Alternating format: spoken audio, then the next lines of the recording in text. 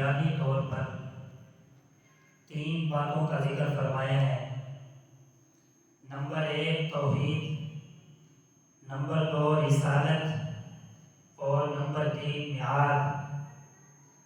توحید اسلام کا سب سے پہلا اور بنیادی عقیدہ ہے۔ اگر ہم قرآن مجید کھولتے ہیں، قرآن مجید کی سب سے پہلی سورۃ الفاتحہ اللہ تبارک و تعالیٰ کی وحدانیت سے شروع ہونے والی، اللہ تبارک و تعالیٰ کی وحدانیت کی طرف بلانے والی الحمدللہ رب العالمین الرحمن الرحیم مالک یوم الدین، یہ ساری کی ساری صورت ہمیں اللہ تبارک و تعالیٰ کی وحدانیت کی دعوت دیتی ہے۔ اسی طرح اگر ہم قرآن مجید کا ختم کرتے ہیں، قرآن مجید کا ختم سورۃ الناس پر ہوتا ہے، تو یہاں بھی اللہ تبارک و تعالیٰ ہمیں اپنی وحدانیت کا اقرار کرنے کے لیے دعوت دیتا ہے۔ قل اعوذ برب الناس، پناہ مانگنے کے لیے کس کے سامنے کہا جا رہا ہے؟ اللہ تبارک و تعالیٰ کے سامنے جو تمام جہانوں کا رب ہے۔ اللہ تبارک و تعالیٰ دنیا کے اندر ایک ہے۔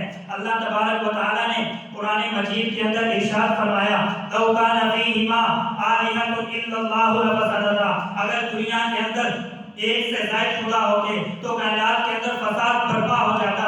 اگر دنیا کے اندر ایک سے زائد خدا ہوتے، ایک خدا اپنی مرضی کرتا، دوسرا خدا اپنی مرضی کرتا، یہ کائنات نہ چل سکتی۔ اس لیے اس کائنات کے اندر، اس دنیا کے اندر، اس دھرتی کے اندر اللہ تبارک و تعالیٰ کے سوا کوئی معبود نہیں ہے۔ ہم جو کلمہ پڑھتے ہیں، یہ کلمہ بھی اللہ تبارک و تعالیٰ کی وحدانیت کی دعوت دیتا ہے۔ لا الہ الا اللہ، اللہ تبارک و تعالیٰ کے سوا کوئی معبود نہیں، اللہ تبارک و تعالیٰ کے سوا کوئی مسجود نہیں، کوئی عبادت کے لائق نہیں۔ اگر نیاز مانگنی ہے تو اللہ تبارک و تعالیٰ سے مانگے، اگر ہاتھ پھیلانے ہیں تو اللہ تبارک و تعالیٰ کے سامنے ہاتھ پھیلائیں۔ جو چیز بھی مانگنی ہے اللہ تبارک و تعالیٰ سے مانگے۔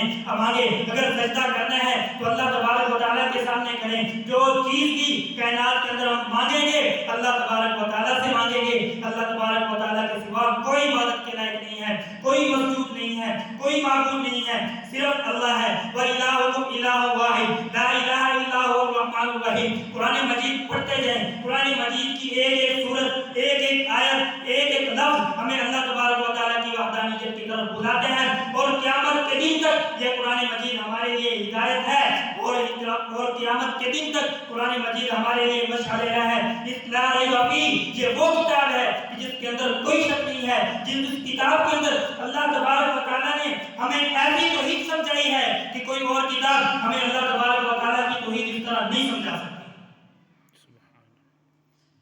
اس لیے اللہ تبارک و تعالیٰ کے سوا کوئی عبادت کے لائق نہیں ہے۔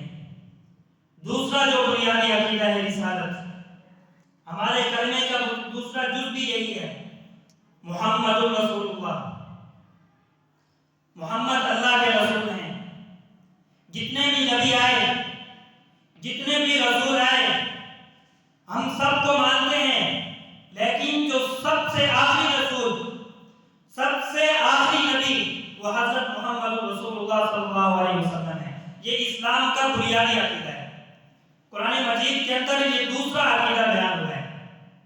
تیسرا جو بنیادی عقیدہ معاد، آخرت کے دن پر ایمان، مرنے کے بعد دوبارہ اٹھنے پر ایمان، یہ قرآن مجید کے اندر اللہ تبارک و تعالیٰ نے تیسرے نمبر پر بیان فرمایا ہے کہ جب ہم اللہ تبارک و تعالیٰ کی وحدانیت کا اقرار کریں، ہم رسول اللہ صلی اللہ علیہ وسلم کی رسالت کا اقرار کریں، اور رسول اللہ صلی اللہ علیہ وسلم کی رسالت کے بعد اس چیز کو مانیں کہ ہم نے مرنے کے بعد دوبارہ اٹھنا ہے اور بروز محشر اللہ تبارک و تعالیٰ کی بارگاہ کے اندر پیش ہونا ہے۔